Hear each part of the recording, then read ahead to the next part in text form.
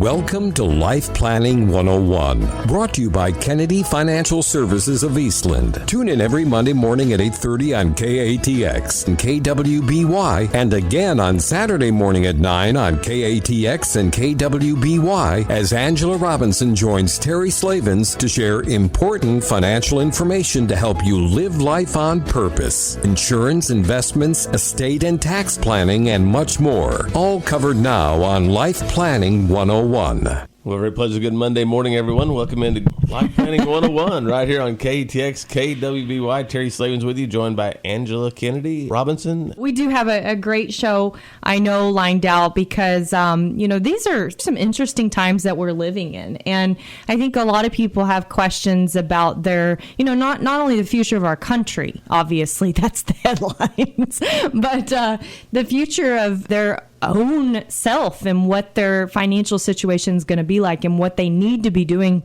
with their investments and how they need to be thinking about their retirements. And, I've talked to several people in the last several weeks, and the sentiment's one of two things. It's really interesting. One of the sentiments is that they're scared. And, they're really scared of what, they perceive as forgive me for saying this, Aaron, house of cards. So you're going to have to defend that, of investments, right? And then, the other sentiment is exactly the opposite. It's almost as if they just are numb to what is going on from an investment perspective. These last 10 years have just seemed like this is going to be the thing that we do, right? No, lots, maybe ups and downs, but the general consensus is we're going to make a pile of money in the markets. And so you have these two extremes. And extremes are never good. Really. If you think about it, extremes are never good in life. And so here we are faced with all of this today. And I know a lot of people have a lot of questions about what they really need to be thinking about. And we read these headlines, and it is an interesting time, a scary time, because we don't even know what to believe. And so that's what we hope to give you today. What to believe, what you need to be thinking about, what you need to be focusing about. No pressure, Aaron Kennedy, our very own CFA, nice. Kennedy Financial. But I know our listeners want to hear the truth and what they need to be thinking about their investments. So we'll let you run with that. All right. That's big shoes to fill right there. This has been a really crazy market here recently, and a lot of stuff has happened since the last time I was on, the biggest being the election. And, we had a lot of people very afraid about what's going on. It seems like there's going to be lots of changes. One way or the other, there was going to be changes. And the fear was that how was the market going to react to that? And it was a very, very legitimate fear. But looking back through time, really the market really doesn't care who's in office. And you could see the market did very well after the election. And I don't think it was saying at all that the market likes Biden over Trump or either way. The market did go straight up, and more than likely it was celebrating that there was going to be a mixed government. If we have a Democratic president and a Republican Senate, what in the world is going to get through office? What laws are going to get changed? Not much, and that's what the market likes. If we've run all these models for the last 4 years, now we don't have to go back and change anything. So the market's celebrating it, and it's up almost 7% since election. Wow. That's a big, big jump. And you were talking about areas of the market moving that haven't been moving. Yes, the breadth of the market is fantastic. And really it started a couple weeks ago. The value part of the market, the things that have been so beat up are coming back. And that should be a good sign of market recovery. That's strange to say because, if you look at the market's been up during all this time, but only a very small part of the market. Right. Only the stay-at-home, the nesting stocks are the ones that have, just knocked the ball out of the park. All the travels, the financials, most of the industrials have just been kicked in the teeth, and it hasn't been fun. But that is really what has been moving the market here in the last couple of weeks, almost 2 to 1. And it's wonderful. That's what we want to see. So what is it celebrating? And it could be the vaccine. We have several companies out there that are saying that there's going to be a vaccine and we're all going to be able to get back out and get back to our normal lives. But who knows? Before the election, there was a lot of people saying that they weren't going to take it. Even our vice president was very, very negative about the vaccines.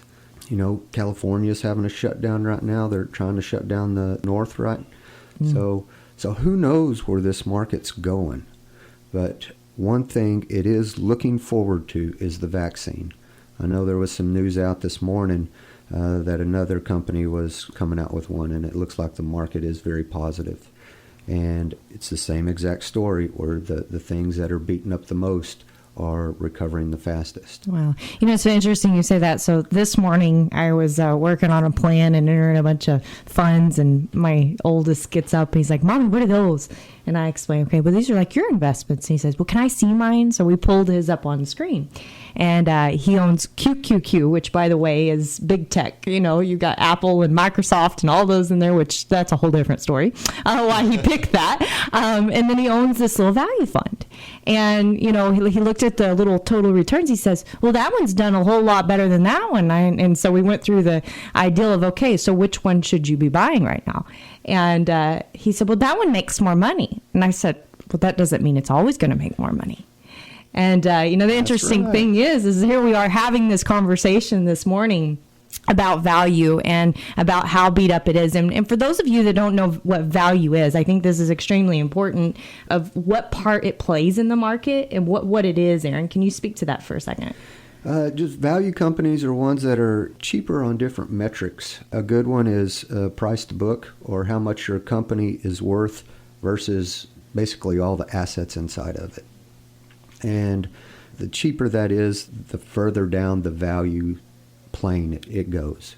And you can look at it from several different measures, how much you're paying for every dollar of earnings, every dollar of cash flow. And if you think about it, a lot of that's going to be your banks, your travel. Just think cheap companies versus what they have.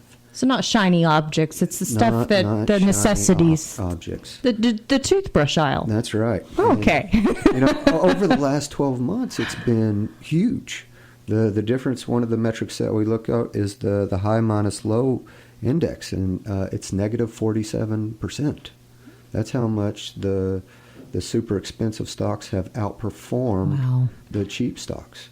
And that was from 12 months as of September.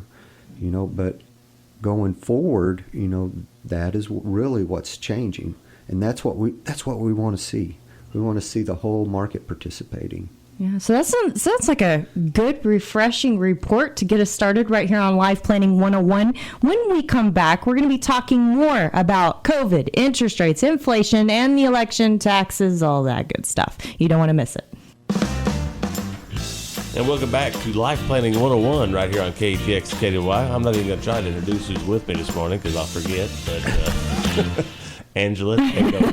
Yes, this is Angela Robinson with my brother, Aaron Kennedy, our very own CFA at Smart Money Group and Kennedy Financial Services. Always a pleasure to have him on once a month to stir the pot. Yes. But we've got some good information. And last month, you talked about the Fed being addicted to the money that's getting pumped. I mean, the market's getting addicted to the Fed and the money that is pumping into the economy. And I found that interesting. And after that, I pulled out this article that we did. This is no joke. We did this back in 2013. If we remember, that was a really big year in the market. And in that article and on the show at that time, we talked about the story of the Titanic, the unsinkable, quote unquote, ship, right? Yes. Yes. And so, and then we turn around in 2008 and we had something very similar to the Titanic at that time. We had something in a way that was unsinkable, which was called the banks, yet they failed us.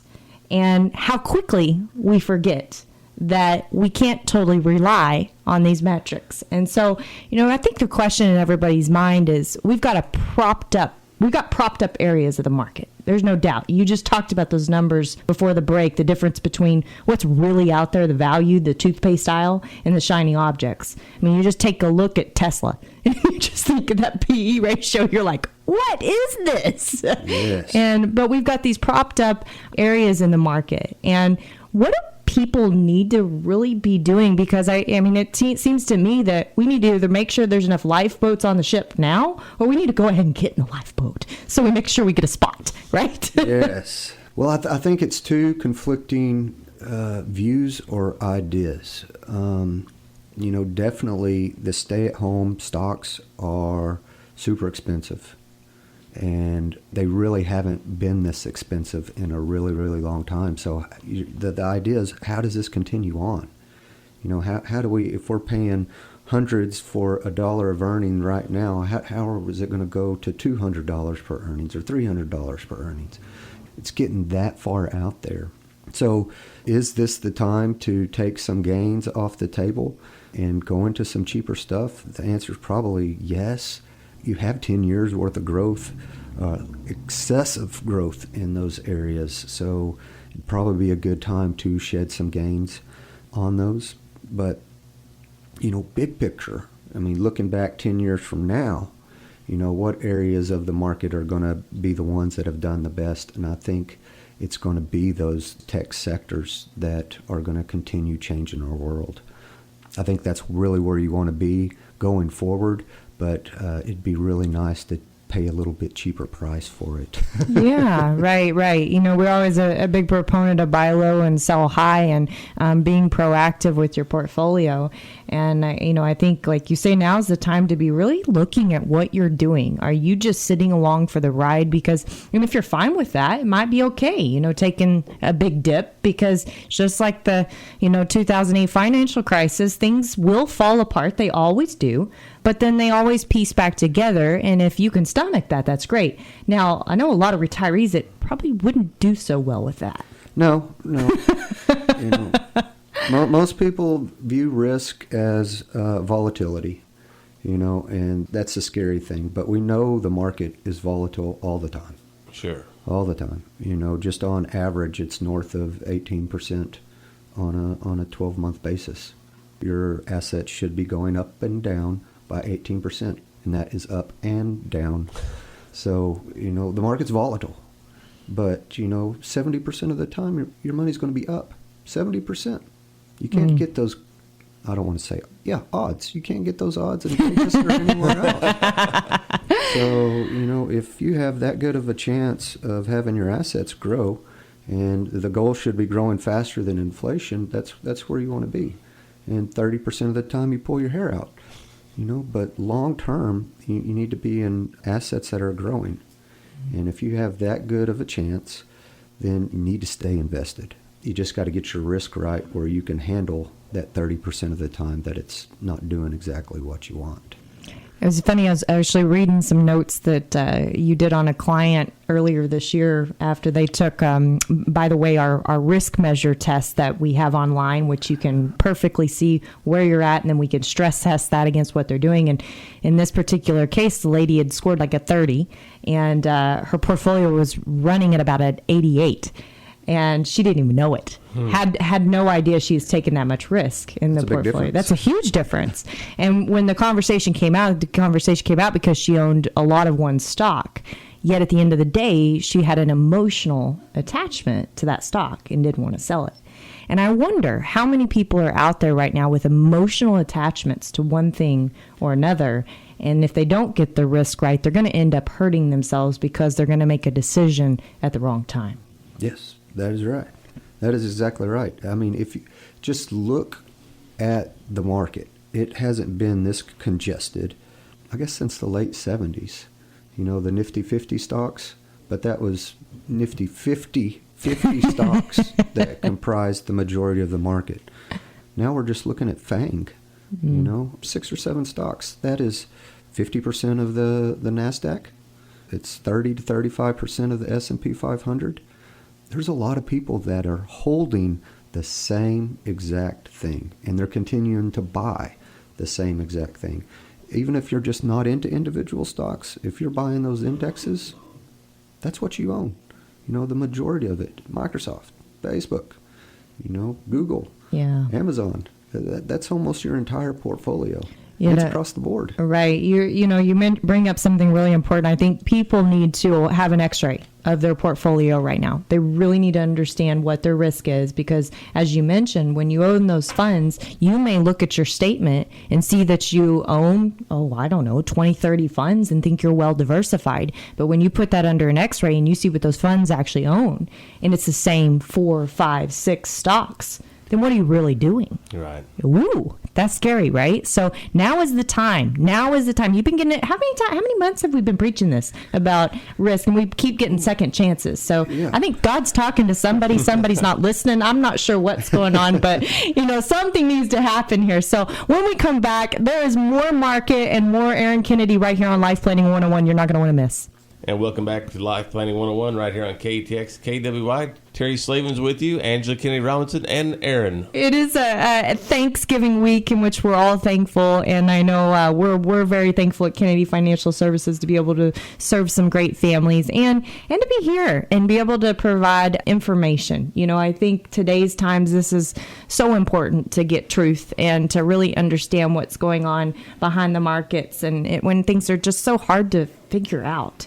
And thank you, Aaron, for being on the show with us and doing this, because I know it's really important. If you've missed the first 2 segments, you definitely want to go back. You can find us at www.kennedy-financial.com. Listen to the podcast, read the articles, sign up for our newsletter, great information, or take the stress test and really find out if your investments are doing what they're supposed to be doing or what you think they're doing.